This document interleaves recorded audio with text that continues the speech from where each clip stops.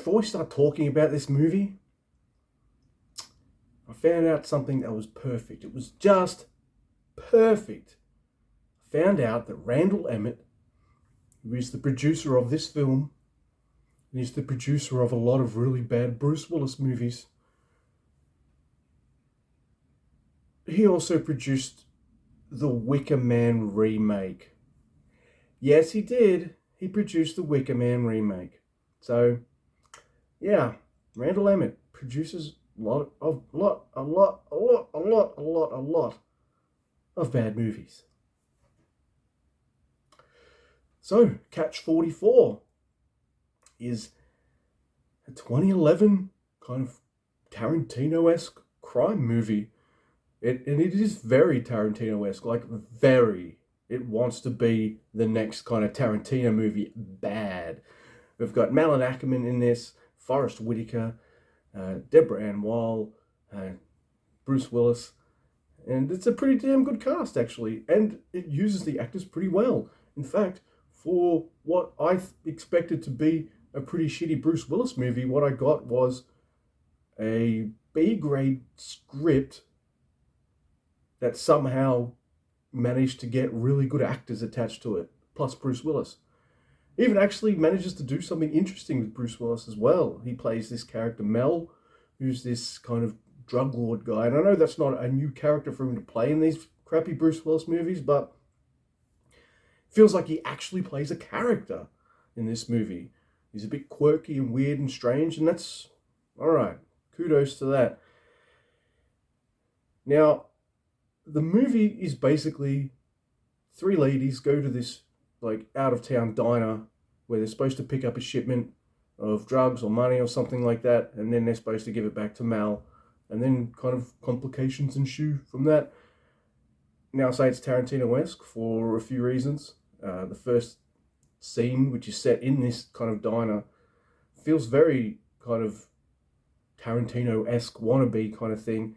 You got the three women talking about things like you would see in a Tarantino movie, except the dialogue isn't anywhere near as good, even though the actors try to sell it that it's like really clever and meaty and fun.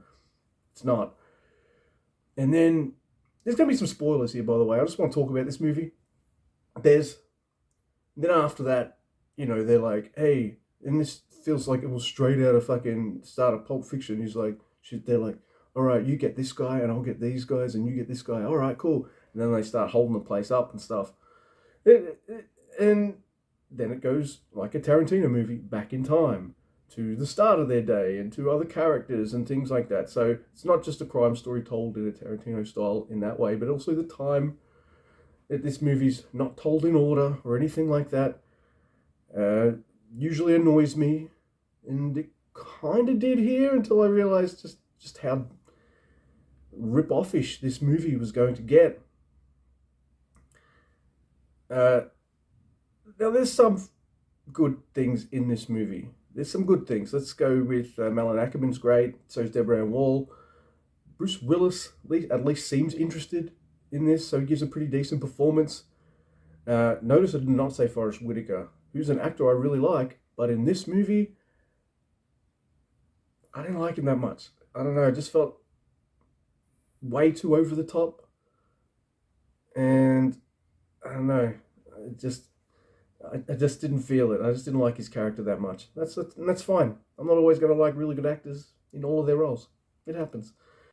The problem this movie has, though, and there's a few, the characters aren't as interesting as they would be in a Tarantino movie, whereas a Tarantino movie would at least feel like you're getting the characters given a chance to breathe and kind of all that kind of stuff, because they're usually pretty long movies. This is 90 minutes, so you're never as engaged with the characters as they think you should be.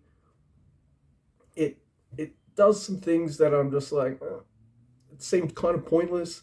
Then you find out that the character in question who did those things he did them because he's crazy. And I'm like, all right, fine. Bit of a Tarantino ripoff, but it's fine. And then the end happens, and yeah, it's a Mexican standoff. Whoa, never seen one of those before in a movie like this. And then the movie ends, and I don't like the ending that much. So yeah, I'll give it credit for trying to do something different in terms of these crappy style of movies with that kind of budget. Doesn't use a lot of the B actors that a lot of these Bruce Willis movies are known for. It has some pretty decent names who mostly put in decent performances. It's just the script. And Aaron Harvey's only done 2 more movies after this. I might check him out, I might not. He wrote and directed this film. It's fine. Like, it shows me he knows how to ape the style of a Tarantino movie pretty well. But, I wonder if he can make his own kind of movie. I don't know. It's average. In fact, it's a little under average. It's a 4 out of 10. Yeah. Alright, so I'm going to put this in the Bruce Willis sucks playlist. But he doesn't really suck in this. He's still in it for about 10 minutes, maybe 15 actually. And his character's actually pretty decent.